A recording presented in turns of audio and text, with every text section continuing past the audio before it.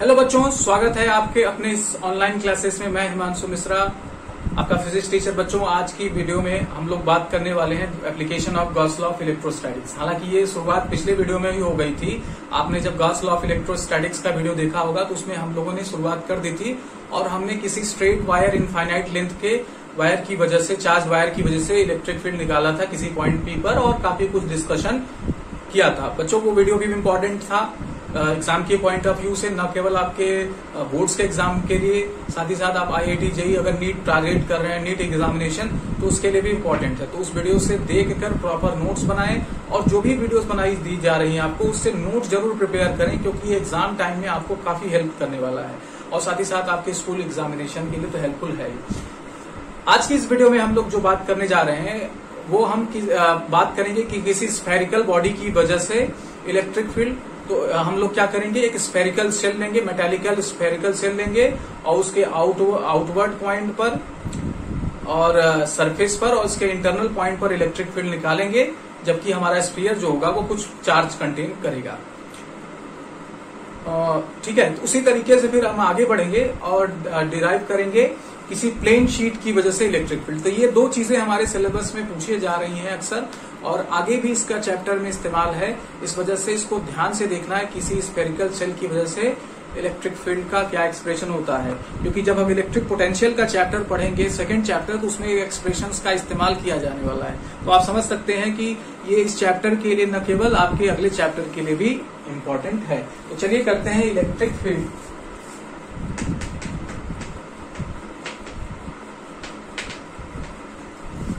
Due to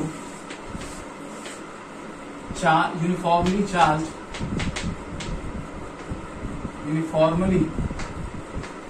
charged spherical cell।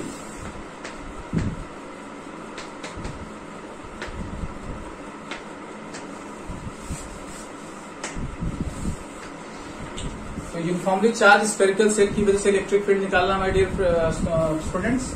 हम लोग क्या करें, एक स्फेरिकल शेल लें। शेल समझते हैं ना, जैसे आपका प्लास्टिक का बॉल है, जिससे आप क्रिकेट खेलते हैं, जिसके अंदर मटेरियल्स नहीं है, सिर्फ ऊपर से मटेरियल्स है, तो वो क्या है, आपका शेल है। और अगर क्या करें, क्रिकेट बॉल देखें तो क्रिकेट में जो खेलते हैं वो लेदर वाली बॉल, अंदर से उसमें भी मटेरियल क्या है, फिल्ड है, तो उसे हम लोग क्या बोलेंगे, सॉलिड स्फीयर। ठीक है, तो ये कुछ इस तरीके का हमारा स्फीयर है। क्योंकि मेरा आर्ट्स बहुत वीक है, इस वजह से हो सकता है अच्छा नहीं लगे, पर ठीक है। हम लोग ने क्या किया, कैपिटल आर रेडियस का एक मेटेलिक शेल ले लिया। क्या ले लिया, एक शेल ले लिया जिसपे कुछ चार्जेस हैं बेटे। तो ये कंटिन्यूअस चार्ज डिस्ट्रीब्यूशन है माय डियर स्टूडेंट्स। तो ये इस तरीके से क्या है, चार्जेस इस पर डिस्ट्रीब्यूटेड है, इसके सरफेस पर क्या है, डिस्ट्रीब्यूटेड है। हमें क्या करना है, हमें इलेक्ट्रिक फील्ड निकालना है एक्सटर्नल पॉइंट पर, इसके सरफेस पर और इसके अंदर। तो चलिए करते हैं। तो हमने क्या किया, पहले आउटर पॉइंट पर, और आउटर पॉइंट हमने ले लिया स्मॉल आर डिस्टेंस पर। कितने, स्मॉल आर डिस्टेंस पर क्या कर लिया, ले लिया, और यहां से हम क्या करेंगे, इलेक्ट्रिक फील्ड निकालेंगे। तो हम लोग हेल्प लेंगे किसका, गॉस लॉ ऑफ इलेक्ट्रोस्टैटिक्स का, क्योंकि गॉस लॉ ऑफ इलेक्ट्रोस्टैटिक्स का हम लोग एप्लीकेशन कर रहे हैं। तो हम लोग क्या कर लेंगे, हम लोग एक गॉसियन सरफेस एज्यूम करेंगे। गॉसियन सरफेस के बारे में पिछले वीडियो में बताया कि ये किसी भी शेप का हो सकता है, हमारे रिक्वायरमेंट के अकॉर्डिंग हम अपने हिसाब से रखते हैं। तो हमने क्या किया, एक गॉसियन सरफेस ले लिया, इसी को, इसके सेंटर को सेंटर मान के हमने क्या किया, एक स्मॉल आर रेडियस का गॉसियन सरफेस ड्रॉ किया। तो बेटे ये जो आपका सरफेस ड्रॉ हो रहा है, ये क्या है, गॉसियन सरफेस। क्या है, गॉसियन सरफेस को हमने क्या बोल रहे हैं, गॉसियन सरफेस। ठीक है, ये पॉइंट पी को क्या किया हुआ है, कंटेन किया हुआ है। अब हमें क्या करना है, इस पर इलेक्ट्रिक फील्ड निकालना है। ठीक है, तो चलिए कुछ इन्फॉर्मेशन पहले दे दिया जाए ताकि एग्जामिनर को लगे हाँ आप जानते हैं। तो हमें क्या क्या दिया है, let us consider a sphere of metallic spherical shell. जो लिए हैं वही लिखिएगा, spherical shell of radius capital R having charge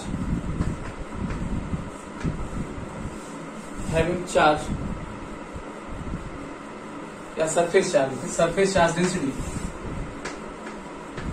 consider charge spherical cell, charge spherical cell of radius capital R having surface charge density sigma. याद है ना कौन से चार्ज डेंसिटी को हम लोग कौन सा सिंबल देते हैं? हाँ, तो याद होगा तभी आप कर पाएंगे। अब सरफेस चार्ज डेंसिटी को बेटे हम लोग सिग्मा का नोटेशन देखते हैं। तो बेटे टोटल चार्ज कितना हो जाएगा सरफेस पर? टोटल चार्ज कितना हो जाएगा? So total charge on sphere Q is equal to charge density into surface area. Surface area हम लोग यहाँ पर S एज्यूम कर ले, और चूंकि ये क्या है हमारा कैपिटल आर रेडियस का क्या है स्फीयर है, तो इसका स्फीयर का सरफेस एरिया कितना होता है 4 पाई आर स्क्वायर। तो इसको आप sigma into 4 pi R square लिख सकते हैं। तो इतना चार्ज आपके स्फीयर पे होने वाला है, इसे इक्वेशन 1 दे दिया जाए।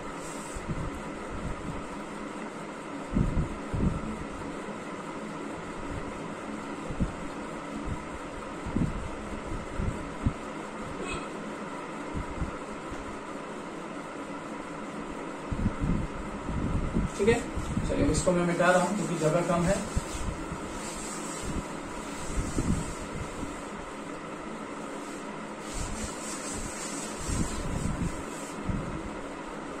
अब हमें जो इलेक्ट्रिक फील्ड निकालना है उसमें case 1 external point at external point, और एक्सटर्नल पॉइंट को हम लोग क्या कैसे लिखेंगे? Small R is greater than capital R, small R is greater than capital R. तो हमें इलेक्ट्रिक फील्ड कहां पे निकालना है? पी पे, जिसकी दूरी स्मॉल आर है बेटे, और वो कैपिटल आर से ज्यादा है, ऑब्वियस है। तो हम लोग क्या करेंगे, बनाया हुआ है शेप, तो हम लोग क्या कर देंगे, गॉस लॉ अप्लाई कर देंगे। Applying Gauss law of electrostatics, तो Gauss law of electrostatics apply करते हैं बेटे। अब इसको आप बना लीजिएगा, किनारे किनारे बना के इसको लिखिएगा। तो क्या होता है, फाई इज इक्वल टू बेटे आपको याद होना चाहिए E डॉट ds, और ये किसके इक्वल हो जाता है? Q बाई एप्सिलॉन नॉट के। ये गॉस लॉ ऑफ इलेक्ट्रोस्टैटिक्स है कि नहीं?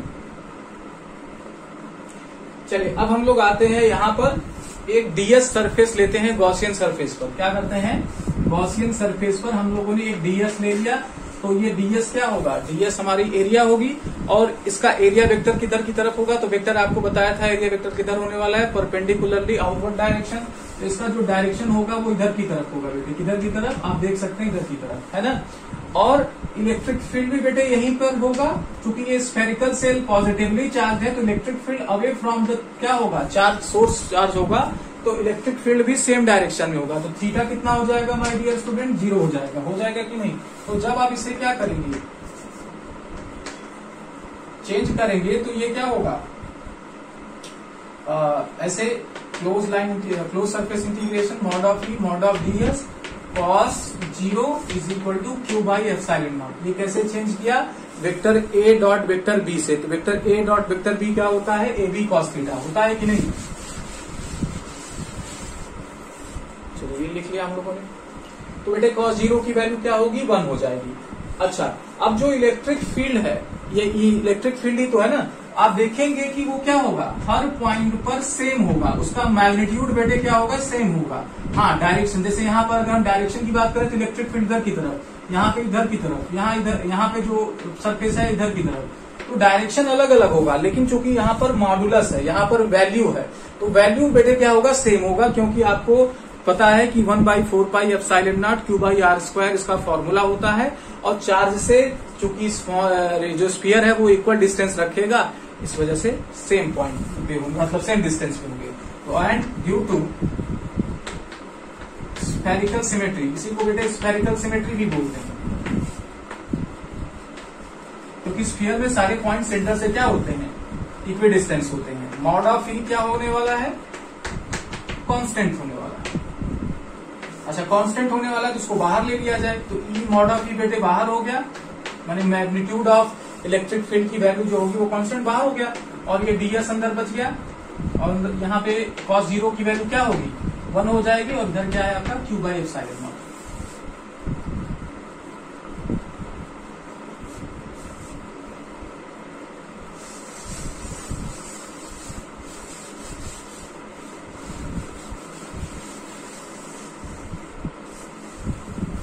यही बचा। तो ये है क्या, मॉड ऑफ डीएस इंटीग्रेशन है क्या, ये बेटे डीएस क्या है, सरफेस एरिया, और सरफेस एरिया का अगर इंटीग्रेशन करेंगे तो कंप्लीट सरफेस एरिया मिलेगा कि नहीं, कंप्लीट सरफेस एरिया किसका, जो ये बाहर वाली आपकी क्या है सरफेस है, गॉसियन सरफेस, उसकी एरिया देगा। तो ये कितना हो जाएगा, क्योंकि ये स्फीयर है, ये भी तो स्फीयर है, तो 4πr² होगा स्फीयर का एरिया। तो ये क्या हो जाएगा, E इंटू 4πr², और इधर क्या है बेटे, Q/ε0। तो अगर हम क्या करें, इसको उधर ट्रांसफर कर दें तो E की वैल्यू क्या हो जाएगी, 1/4πε0 Q/r² होगी कि नहीं, बिल्कुल होगी। तो ये इलेक्ट्रिक फील्ड होगा आउटर पॉइंट पर, यानी स्फीयर से, जो हमने मेटेलिक स्फीयर लिया था बेटे, अगर उससे हम बाहर की तरफ चलेंगे तो इलेक्ट्रिक फील्ड क्या होगा, डिक्रीज करेगा। इसको हम और मॉडिफाई कर सकते हैं अपने सहूलियत के लिए, अपने ज्ञान के लिए, अपने जानकारी के लिए। तो एक्सटर्नल पॉइंट पर जो इलेक्ट्रिक फील्ड होगा उसका वेक्टर फॉर्म क्या हो जाएगा बेटे, इसे E एक्सटर्नल लिख दिया जाए, क्योंकि हम लोग बार बार E का इस्तेमाल करने वाले हैं, यही होगा। क्योंकि इसका जो डायरेक्शन होगा बेटे वो आर के ही डायरेक्शन में होगा ना, तो ये इसका वेक्टर फॉर्म हो गया, क्या हो गया, वेक्टर फॉर्म। अच्छा, इसमें Q की जगह हम लोग क्या रखते हैं, 4πr², जैसा कि अभी आपने फर्स्ट इक्वेशन थी, from first equation E external is equal to 1/4πε0।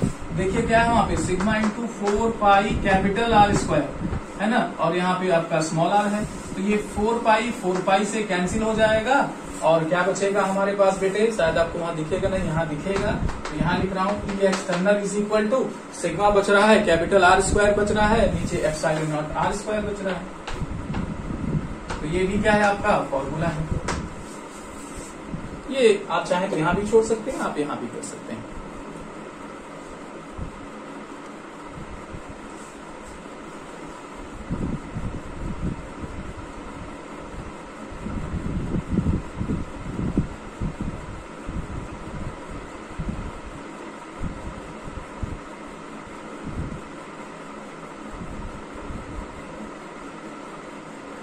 ठीक है, आगे चलें।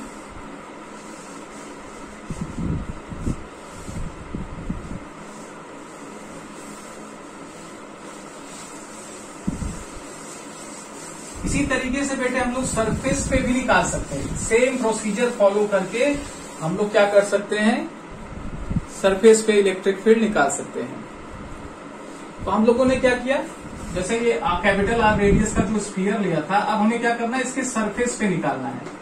तो हम लोग क्या कर लेंगे, हम इसे ही गॉसियन सरफेस मान लें, हम इसे ही गॉसियन सरफेस मान लें, और यहाँ पे ds ले लें, और ds एरिया वेक्टर, और ये इलेक्ट्रिक फील्ड भी क्या होगा, आप याद रखिए इलेक्ट्रिक फील्ड क्या होगा, दोनों क्या होगी, सेम डायरेक्शन, क्योंकि आपकी ये पॉजिटिवली चार्ज क्या स्फीयर है, तो पॉजिटिव चार्ज से इलेक्ट्रिक फील्ड दूर की तरफ होता है, तो इनके बीच में एंगल क्या आ जाएगा, 0 आ जाएगा। केस 2 कर लीजिए, एट सरफेस, यानी small r is equal to r। फिर से क्या करें, applying Gauss's law of electrostatics, उसी तरीके से आपको लिखना है। यहाँ पे बेटे E सरफेस हम लोग बोल दे रहे हैं, क्योंकि हम सरफेस पे इलेक्ट्रिक फील्ड निकाल रहे हैं। ds is equal to Q/ε0। E surface को हम लोग पहले इसको vector A dot vector B से क्या कर दें, ब्रेक कर दें, ds, और वहां पे देखिए cos थीटा है तो cos 0 हो जाएगा, और ये Q/ε0। अब आप देखिए बेटे cos 0 की वैल्यू कितनी होती है, 1 होती है, और फिर से स्फेरिकल सिमेट्री के कारण, क्योंकि आप इस पे किसी भी पॉइंट पर जाएंगे तो क्या मिलेगा आपको, इलेक्ट्रिक फील्ड कांस्टेंट मिलेगा। तो due to spherical symmetry same आपको बेटे करना है, इस वजह से मैं तेजी से कर रहा हूँ। Due two symmetrical symmetry, spherical symmetry, spherical symmetry, ये क्या होगा, कांस्टेंट होगा, लेकिन मॉड ऑफ ई, और cos 0 आपका 1 हो जाएगा। तो ये इंटीग्रेशन से बाहर आ जाएगा बेटे, अंदर क्या बचेगा, ds Q/ε0। अब ये बेटे क्या है, ds सरफेस एरिया है, कहां पर है, इस स्फीयर के किसी छोटे से पार्ट के है, और उसी का इंटीग्रेशन कर रहे हैं, यानी इस पूरे सरफेस का इंटीग्रेशन, मतलब पूरे सरफेस एरिया को कैलकुलेट कर रहे हैं। तो अगर कैपिटल R रेडियस का आपका स्फीयर है, तो उसकी टोटल एरिया क्या हो जाएगी, 4πR²। तो ये ds की इंटीग्रेशन जो आएगी वो 4πR² आ जाएगी, और इधर आपका Q/ε0 है। तो E की वैल्यू कितनी आ जाएगी बेटे, E की वैल्यू आ जाएगी 1/4πε0 Q by capital R square. Electric field क्या हो जाएगा यहाँ पर, ये हो जाएगा।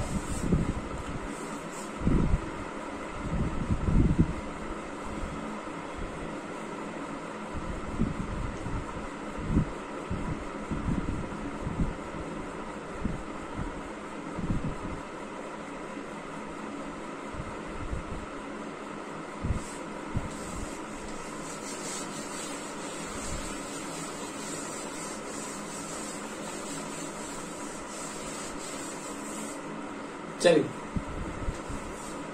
अब Q की वैल्यू अगर चाहें तो रख सकते हैं या इसको यहीं पर भी छोड़ सकते हैं। तो Q की वैल्यू क्या थी, Q की वैल्यू याद करिए 4 pi capital R square into sigma. तो बेटे अगर यहाँ पर हम इसको रख दें तो क्या मिलेगा, 1/4 pi epsilon not 4 pi capital R square into sigma upon epsilon R square. तो यहाँ कैपिटल R स्क्वायर है ना, तो कैपिटल R स्क्वायर से कैंसिल हो जाएगा, 4 पाई से कैंसिल हो जाएगा। तो जो यहाँ पर वैल्यू आएगी वो क्या आ जाएगी, सिग्मा अपॉन एप्सिलॉन नॉट। तो और कोई स्फेरिकल बॉडी आपको दी गई है, उस पर आपको चार्ज डेंसिटी सिग्मा दे दिया जाए, तो उस पर जो सरफेस पर इलेक्ट्रिक फील्ड होने वाला है वो कितना हो जाएगा, सिग्मा अपॉन एप्सिलॉन नॉट।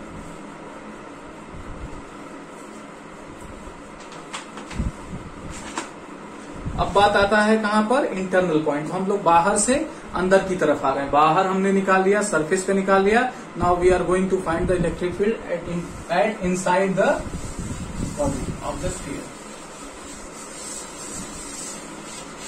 तो नेक्स्ट पॉइंट में हम लोग क्या करेंगे, इनसाइड द बॉडी, इनसाइड इसे हम लोग स्मॉल आर कैपिटल आर क्या कर लेंगे, तो हम लोग क्या कर लेंगे, एक स्फीयर ले लेंगे। बड़ा मैं इसलिए बना रहा हूं क्योंकि हमें अंदर बनाना पड़ेगा। सेम मान लीजिएगा, सेम ही, ऐसा नहीं कि मैं बड़ा बना दिया तो अलग हो गया, क्योंकि हमें क्या करना है, अंदर एक स्फीयर ड्रॉ करना है, इस वजह से दिखाने के लिए बड़ा बना दिया। तो ये कैपिटल आर रेडियस का हो गया बेटे। हम एक इंटरनल पॉइंट पी ले लेते हैं, हमें इस पॉइंट पर इलेक्ट्रिक फील्ड निकालना है। तो ये सेंटर से सपोज कर लेते हैं स्मॉल आर डिस्टेंस पर है, तो हम क्या करें, गॉसियन सरफेस बना दें। यहाँ पे गॉसियन सरफेस आपका ये हो गया, ठीक है। अब हम क्या करें, इंटरनल पॉइंट पर इलेक्ट्रिक फील्ड निकाली बेटे। तो अब हम लोग क्या करने वाले हैं, एस ई इंटरनल और D S is equal to Q by epsilon naught. Gauss law of electrostatics हमने लगा दिया। अब हम लोग जब चार्ज देखने गए तो बेटे चार्ज यहाँ गॉसियन सरफेस में कुछ है ही नहीं।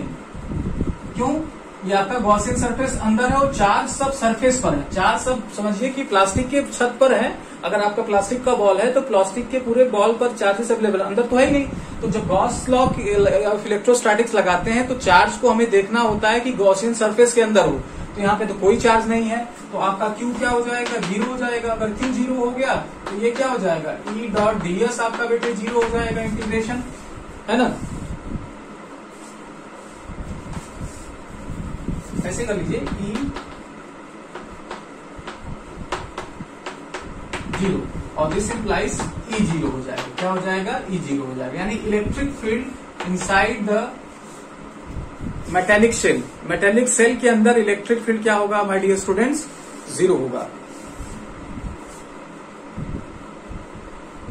तो लिखेंगे at every internal point of the charged spherical cell electric field is 0 at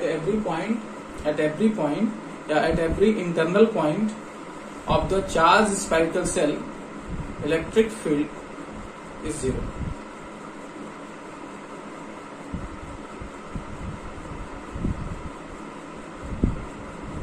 चलिए इसका प्लॉट बना लेते हैं, ग्राफ।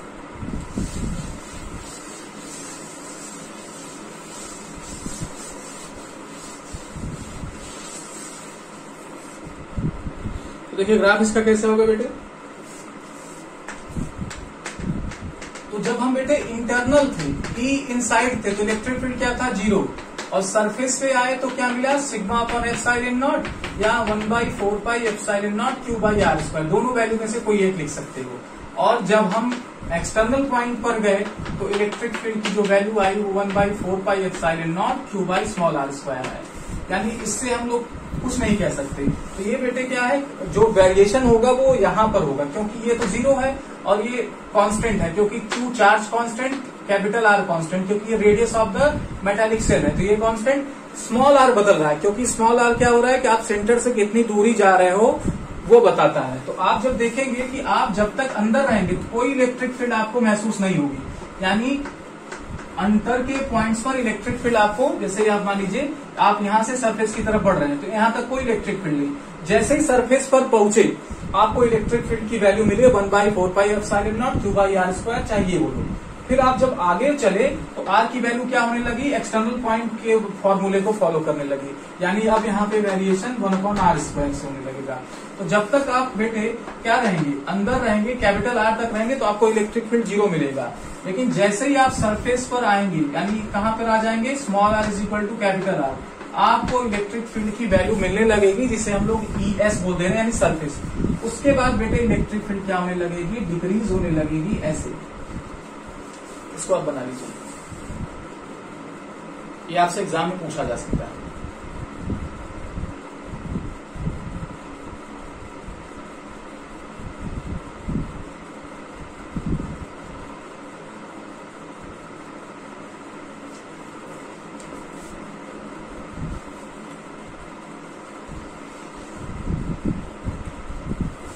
अगर आपसे बेटे मेटेलिक स्फीयर के लिए पूछ रहा है, अगर यही क्वेश्चन बदल के मेटेलिक स्फीयर के लिए पूछ रहा है तो आप सेम डेरिवेशन कर लेंगे बेटे। तो मैं यहीं पर लिख दे रहा हूं, नोट करके, याद करके, remark, if question is asking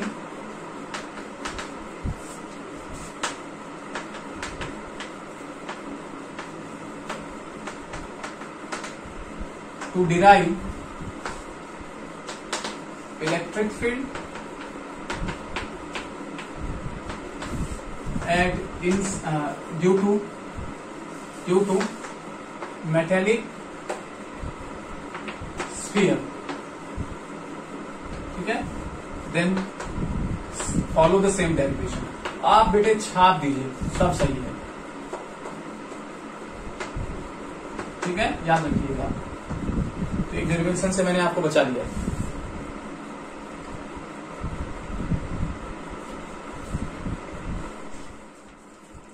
ठीक है बच्चों, तो ये हमारा एक्सप्रेशन रहा किसी मेटेलिक स्फीयर की, इसमें मेटेलिक स्फेरिकल शेल या मेटेलिक स्फीयर के कारण इलेक्ट्रिक फील्ड कैसे निकालेंगे, इसका कैलकुलेशन हम लोगों ने किया। चलिए आज एक और एप्लीकेशन कर लेते हैं, लास्ट एप्लीकेशन, इस यूनिट का लास्ट टॉपिक, उसके बाद हम लोग का ये चैप्टर हो जाएगा समाप्त। तो ये है बेटे electric field due to a uniformly charge thin plate.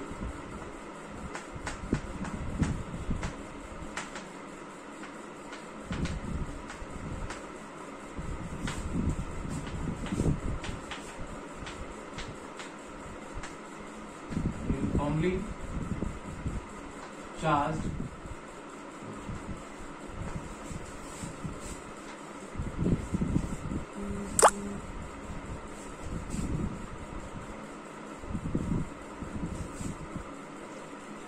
बेटे क्या है, हमारे पास एक क्या होगा, प्लेट होगा इनफाइनाइट एक्सटेंशन का। इनफाइनाइट एक्सटेंशन मतलब बहुत बड़ा प्लेट होगा। सपोज ये हमारे पास क्या है, कुछ इस तरीके से, जैसे बाहर की तरफ प्लेट बना रहा है, ऐसे समझिएगा।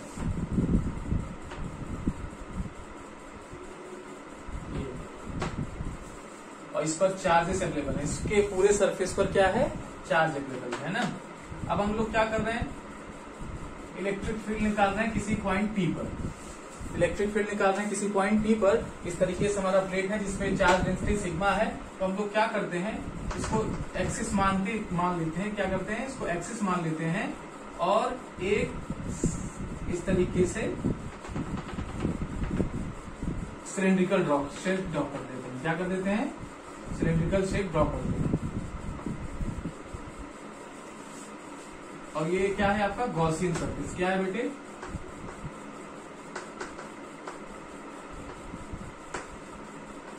अब हमें इसी पॉइंट पर क्या करना है, इलेक्ट्रिक फील्ड निकालना है। तो हम सारी बातें क्या करेंगे, लिखेंगे। लेट वी हैव, क्या मैं बोल रहा हूं उसको जरा आप लिख लीजिए।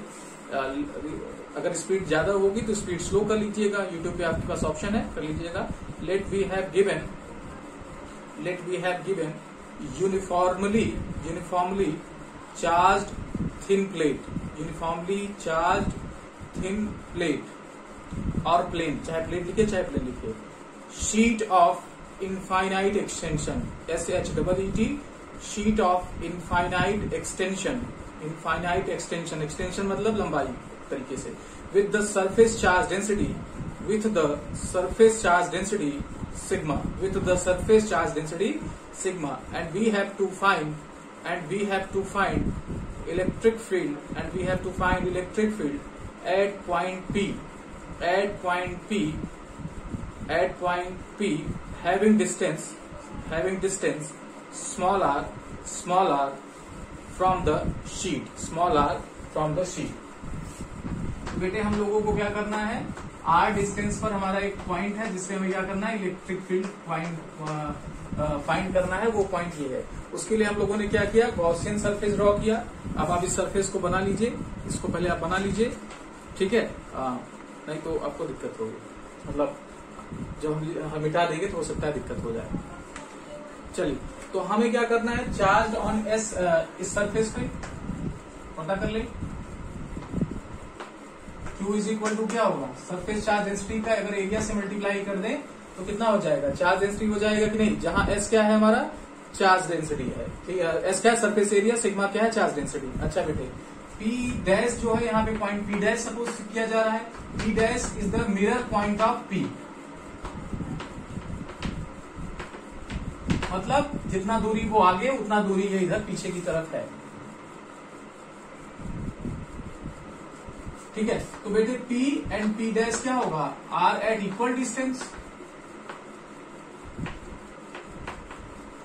तो यहां पर इलेक्ट्रिक फील्ड की वैल्यूज क्या होंगी, मॉड ऑफ E, और यहां पे दूसरे पॉइंट पर E डैश पर मतलब P डैश पे क्या हो जाएगा, इलेक्ट्रिक फील्ड सेम हो जाएगा कि नहीं, क्योंकि दोनों क्या है, सेम दूरी पर है, कोई प्रॉब्लम नहीं होनी चाहिए। एक एक बात को समझते चल रहे हैं। अब हम लोग क्या करेंगे, इसे इक्वेशन 1 बोल रहे हैं, इसे इक्वेशन 2। अब हम लोग गॉस लॉ ऑफ इलेक्ट्रोस्टैटिक्स लगाएंगे, तो लिखिएगा applying Gauss law of electrostatics. हम मजबूरी है बेटे, क्योंकि हमें इसकी जरूरत पड़ने वाली, इस वजह से मैं इसको मिटा रहा हूँ। आप इसको लिख लीजिए, स्क्रीनशॉट ले लीजिए या पॉज करके वीडियो लिख लीजिए, क्योंकि इस शेप की हमें जरूरत पड़ेगी। चलिए, तो हम लोग गॉस लॉ ऑफ इलेक्ट्रोस्टैटिक्स बहुत अच्छे से जानते हैं। Phi is equal to integration of E dot ds is equal to Q by epsilon naught, ये तो हमें पता है। अब हम लोग क्या कर रहे हैं, E डॉट ds कैलकुलेट करें, मतलब लेफ्ट हैंड कैलकुलेट करें, राइट हैंड तो हमें पता ही है। तो लेफ्ट हैंड कैसे कैलकुलेट करेंगे, हम 3 सरफेस में इसको बांट देंगे। एक सरफेस ये ले लें, जैसा कि शुरू में किया था वायर की वजह से, और एक सिलिंड्रिकल सरफेस ले लें बेटे, कर्व सरफेस, और तीसरा सरफेस ये ले लें, और तीनों पर इलेक्ट्रिक फील्ड और एरिया वेक्टर को एनालाइज करें। चलिए यहाँ पर आते हैं, तो यहाँ पर हम लोगों ने क्या किया, ds1 एरिया वेक्टर ले लिया बेटे, ds1 सरफेस एरिया 1 सपोज कर लीजिए, ये एरिया वेक्टर, और इलेक्ट्रिक फील्ड किधर की तरफ होगा, देखिए ये प्लस प्लेट है, कुछ इस तरीके से रखा है, इलेक्ट्रिक फील्ड इधर की तरफ होगा, इस तरफ इधर की तरफ होगा, तो इलेक्ट्रिक फील्ड का भी डायरेक्शन इधर की तरफ होगा, E1 सपोज कर लिया जाए, इसलिए इन दोनों के बीच में एंगल क्या होगा, 0 होगा कि नहीं, अच्छा होगा। अब आते हैं कर्व सरफेस पे, माने ये वाले सरफेस पे, तो यहाँ पर चाहे यहाँ पर सपोज कर ले, एक मैं यहाँ पर सपोज कर ले रहा हूँ एरिया वेक्टर ds2 या dsc कर लीजिए, कर्व सरफेस है dsc, इसका एरिया वेक्टर किधर की तरफ है, ऊपर की तरफ, क्योंकि एरिया वेक्टर क्या होता है, परपेंडिकुलरली आउटवर्ड, तो यहाँ पर परपेंडिकुलर तो ऊपर की तरफ ही होगा ना बेटे, और इलेक्ट्रिक फील्ड अभी भी इधर की तरफ है EC। तो अब आप देख सकते हैं कि यहाँ पर एंगल कितना है 90, तो ये सरफेस हो गया, कर्व सरफेस हो गया, इस सरफेस पे आए, इस सरफेस पे हम लोग एरिया वेक्टर लेंगे, तो ds2 इधर की तरफ, और इलेक्ट्रिक फील्ड भी बेटे इधर की तरफ होगा, क्योंकि अगर इधर आप इस तरीके से ले रहे हैं, इधर का इलेक्ट्रिक फील्ड इधर की तरफ और इधर का इलेक्ट्रिक फील्ड इधर की तरफ। तो तीनों रीजंस में हमने क्या किया, इलेक्ट्रिक फील्ड को एनालाइज कर लिया। अब हमारा काम यह है कि हम इसको डिवाइड कर दें, इसे सरफेस 1 ले ले बेटे, इसे सरफेस 2 ले लें, और इसे सरफेस SC मतलब सिलिंड्रिकल सरफेस ले लें या 3 ले लें, जैसा आपका मन करे। तो चलिए इसको ब्रेक कर लेते हैं, क्योंकि ये क्लोज है, क्लोज ये साइन क्या कर रहा है, क्लोज, तो हम क्या कर लें, जैसे क्लोज शेप है तो अलग अलग कर देंगे, फिर जोड़ देंगे, क्लोज नहीं हो जाएगा, ठीक है। उसी तरीके से सरफेस S1 पे E1 ds1 mod of ds1। अच्छा, इन दोनों के बीच में एंगल क्या है आप देख सकते हैं, थीटा है, यानी 0 है, तो cos 0। इसी तरीके से आ जाते हैं ds2 पे, सरफेस s2 मॉड ऑफ, यहाँ पे बेटे हम लोग क्या लेंगे, ई ले रहे हैं तो यहाँ पे ई डैश, क्योंकि हम लोगों ने इलेक्ट्रिक फील्ड इक्वेशन 2 में सपोज किया है, यहाँ पे ई डैश ले लेते हैं। और ये ds2 और यहाँ क्या लिखेंगे cos 0, क्योंकि यहाँ पर एंगल बेटे देखिए cos 0 है। और तीसरा हमारा जो टर्म है वो क्या है, SC और E ds cos 90 हो जाएगा, इज इक्वल टू आपका q by epsilon naught, q by epsilon naught. तो अगले लाइन से हमारे पास क्या होगा, अब आसानी होगी, हम काफी कुछ मिटा देने वाले हैं, तो ये सब मिटा सकते हैं, आप इसको लिख लीजिए, ऑप्शन है, कोई दिक्कत नहीं। तो आप बेटे देखिए cos 90 हमारा 0 होता है, cos 90 अगर 0 है तो ये टर्म को क्या कर देगा, 0 कर देगा। हमारे पास बचेगा सिर्फ ये दोनों टर्म, यही बचेगा कि नहीं, तो सिर्फ यही दो टर्म बचेंगे। तो आपके पास क्या आ जाएगा, S1 mod of E ds1 plus S2 mod of E dash ds2 is equal to क्या आ जाएगा, q बाई एप्सिलॉन नॉट, क्योंकि ये टर्म बेटे 0 हो चुका है। अब देखिए हमें ये पता है कि मॉड ऑफ ई और mod of E dash, mod of E and mod of E dash क्या होगा, कांस्टेंट होगा, क्योंकि ये फिक्स दूरी पर है, क्यों है ना, कांस्टेंट होगा बेटे, फिक्स दूरी पर है, और दोनों क्या है, इलेक्ट्रिक फील्ड वैल्यूज सेम होंगी। इस वजह से क्या कर सकते हैं, दोनों को हम इंटीग्रेशन से बाहर निकाल सकते हैं। यहाँ पे चलिए, तो ये क्या हो जाएगा, ds1 और यहाँ पे आ जाएगा हमारा मॉड ऑफ ई, प्लस यहाँ पे भी मॉड ऑफ ई आ जाएगा, और ये ds2 is equal to q by epsilon. चलिए ds1 क्या है, अगर आप याद करिए तो ds1 आपका इस तरीके से बना है ना, तो यही तो ये आपका ये है, S1 ये है, S2 ये है, तो आपका S1 का इंटीग्रेशन मतलब ये सरफेस एरिया, और S2 का इंटीग्रेशन मतलब ये सरफेस एरिया। तो देखिए हम लोगों ने क्या किया है, यहाँ पे E था, यहाँ पे E डैश था, लेकिन दोनों इक्वल थे, इस वजह से हमने यहाँ पे E और यहाँ पे E लिख दिया। ठीक है, जब इसे आप सॉल्व करेंगे अब E ही लिखें, यहाँ पे E आ जाएगा बेटे, और यहाँ पे इंटीग्रेशन करेंगे सरफेस एरिया S आ जाएगा, क्योंकि बीच वाले को याद करिए S सपोज किया गया है।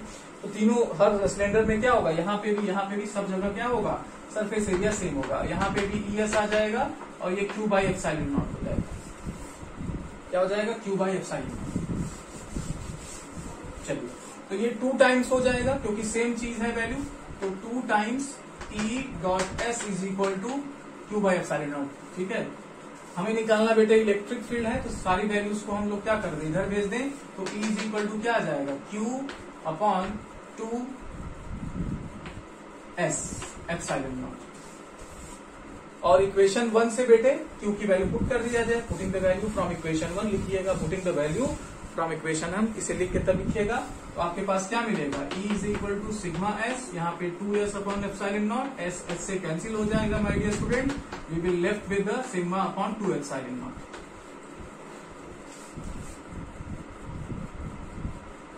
तो यहाँ पर जो इलेक्ट्रिक फील्ड का एक्सप्रेशन आया वो क्या आया, sigma is equal to sigma upon epsilon naught. तो देखिए बेटे यहाँ पर चार्ज डेंसिटी है और एप्सिलॉन नॉट है, यानी इलेक्ट्रिक फील्ड इस बात पर डिपेंड नहीं कर रहा कि आपने प्लेट से कितना दूर पॉइंट लिया, ये पॉइंट कितनी दूरी पर है, आज जो एक्सप्रेशन में लिए थे हम लोग वो नहीं है, यानी इस पॉइंट कहीं भी हो, इनफाइनाइट दूरी पर हो, अगर ये इनफाइनाइट एक्सटेंशन का है तो इलेक्ट्रिक फील्ड क्या रहेगी, कांस्टेंट रहेगी। तो इलेक्ट्रिक फील्ड क्या है बेटे, कांस्टेंट है। अच्छा, इसका डायरेक्शन किधर होगा बेटे, अगर ये पॉजिटिवली चार्ज है तो इसका इलेक्ट्रिक फील्ड इधर की तरफ होगा, और निगेटिवली चार्ज है तो प्लेट की तरफ होगा।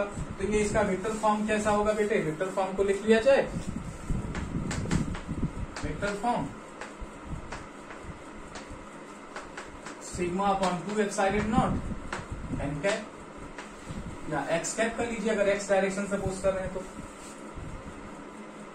तो अगर हम वेरिएशन प्लॉट करें, डिस्टेंस के साथ इसका ग्राफ प्लॉट करें, तो आप देखें इलेक्ट्रिक फील्ड क्या हो रही है, नहीं बदल रही है, कांस्टेंट है, तो इसका ग्राफ ये आता है बेटे।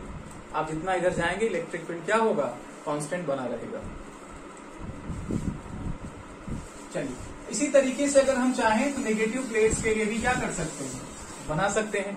तो देखिए जैसे हमारे पास पॉजिटिव प्लेट था, ध्यान से समझिएगा, ये पॉजिटिव प्लेट था तो इलेक्ट्रिक फील्ड क्या आया बेटे, E is equal to sigma upon 2 epsilon naught, और प्लेट से अवे था तो एन कैप हमने क्या किया, यूनिट वेक्टर लगा दिया। लेकिन अगर हमारे पास प्लेट क्या होती, नेगेटिव चार्ज पार्टिकल नेगेटिव होती, तो इसकी इलेक्ट्रिक फील्ड किधर की तरफ होती, प्लेट की तरफ, क्योंकि पॉजिटिव चार्ज से अवे इलेक्ट्रिक फील्ड होती है और नेगेटिव चार्ज की तरफ इलेक्ट्रिक फील्ड होती है।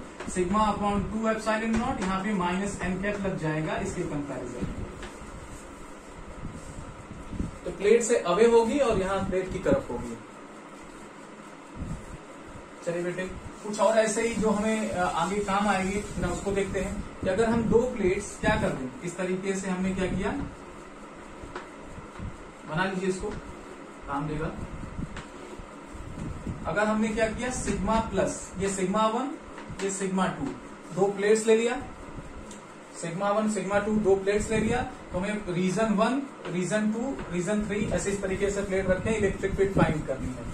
यहाँ पर आते हैं, प्लेट 1 की इलेक्ट्रिक फील्ड इधर की तरफ होगी बेटे, अवे फ्रॉम द प्लेट, क्योंकि इधर की तरफ होगी, और इसकी इलेक्ट्रिक फील्ड भी इधर की तरफ होगी, तो दोनों की वजह से थीटा कितना हो जाएगा, 0, तो नेट इलेक्ट्रिक फील्ड क्या हो जाएगा, E1 प्लस E2 हो जाएगा, क्योंकि सेम डायरेक्शन में रख रहे हैं। और क्या आ जाएगा वैल्यू, सिग्मा अपॉन 2 एप्सिलॉन पहले की वजह से और दूसरे की वजह से भी सिग्मा अपॉन 2 एप्सिलॉन नॉट, तो आ जाएगा पहले रीजन में हमारी इलेक्ट्रिक फील्ड आ जाएगी सिग्मा अपॉन एप्सिलॉन नॉट। इसी तरीके से बेटे यहाँ पर भी जो इलेक्ट्रिक फील्ड प्लेट 2 की वजह से होगी वो अवे फ्रॉम द प्लेट, और E1 भी क्या होगी, अवे फ्रॉम द प्लेट, तो इस रीजन में रीजन 1 और रीजन 3 का इलेक्ट्रिक फील्ड यही आएगा। लेकिन आपकी जो इलेक्ट्रिक फील्ड आने वाली है किसके बीच में, जैसे नीचे देखिए सिग्मा अपॉन एप्सिलॉन नॉट लिखा है। अगर मैं बात करूं प्लेट 2 के बीच में, तो प्लेट 2 के बीच में देखिए क्या, इस यहाँ पे रीजन 1 में तो इलेक्ट्रिक फील्ड 1 की वजह से इधर की तरफ और 2 की वजह से इधर की तरफ। अच्छा इसको मैंने 1 2 लिया है ना, तो 1 2 कर लीजिएगा ऐसे, मतलब 1 2, तो ये ऐसे रहेगा, ठीक रहेगा 1 2। अगर दोनों इक्वल हो जाएंगे बेटे, जैसे सिग्मा 1 सिग्मा 2 अगर इक्वल हो गया तो आप क्या कर लीजिए, सेम कर दीजिए। यहाँ पर बेटे इलेक्ट्रिक फील्ड कितना आ जाएगा, sigma 1 upon 2 epsilon not minus sigma 2 upon epsilon not. अगर सिग्मा 1 सिग्मा 2 इक्वल है, अगर सिग्मा 1 इक्वल है तो बीच में इलेक्ट्रिक फील्ड क्या हो जाएगा, 0 हो जाएगा कि नहीं, क्यों, क्योंकि आप देखो सेम वैल्यू क्या मिलेंगी आपको, इलेक्ट्रिक फील्ड मिलेंगी, 0 हो जाएंगी। तो ऐसे क्वेश्चंस आपको देखने को मिल सकते हैं कि प्लेट्स क्या कर दें, बदल दें, पॉजिटिव नेगेटिव प्लेट कर दें तब क्या होगा, नेगेटिव नेगेटिव प्लेट कर दें तो 1 यहाँ इलेक्ट्रिक फील्ड का क्या होगा। इस तरीके से आपको बोर्ड एग्जाम में क्वेश्चंस मिल सकते हैं और आगे भी चैप्टर में आएंगे, तो मैं और अगले चैप्टर में इसका भी बात करूंगा। तो my dear student, today we have finished the first unit, ठीक है। Now we will do some numerical in following videos, जो भी इसकी बाद वीडियोस आएंगे उसमें हम कुछ न्यूमेरिकल्स करेंगे बोर्ड्स लेवल के, IIT JEE लेवल के, ताकि आपका कॉन्सेप्ट क्लियर हो। इससे पहले आप बोर्ड न्यूमेरिकल करने चले, मेरा आपसे रिक्वेस्ट है कि पूरी वीडियोस को देखकर प्रॉपर नोट्स बनाएं, तभी आपको न्यूमेरिकल समझ में आने वाले हैं। ओके माय डियर स्टूडेंट, तो पहला चैप्टर आज समाप्त होता है। अब आपका काम यह है कि प्रॉपर नोट्स बनाएं और उसको रिवीजन करते रहें। ऐसा नहीं है कि सिर्फ बना के रख दें, है ना, रिवीजन करते रहें, ठीक है। चलिए, अगर आप बच्चों आपको वीडियो पसंद आ रही है तो अपने फ्रेंड्स को भी प्लीज बताइए ना कि अच्छा पढ़ा रहे हैं सर, और वो आपको इंकरेज करिए कि वीडियोस देखें ताकि वो भी घर पे रह के पढ़ाई कर सके। Okay, thank you very much.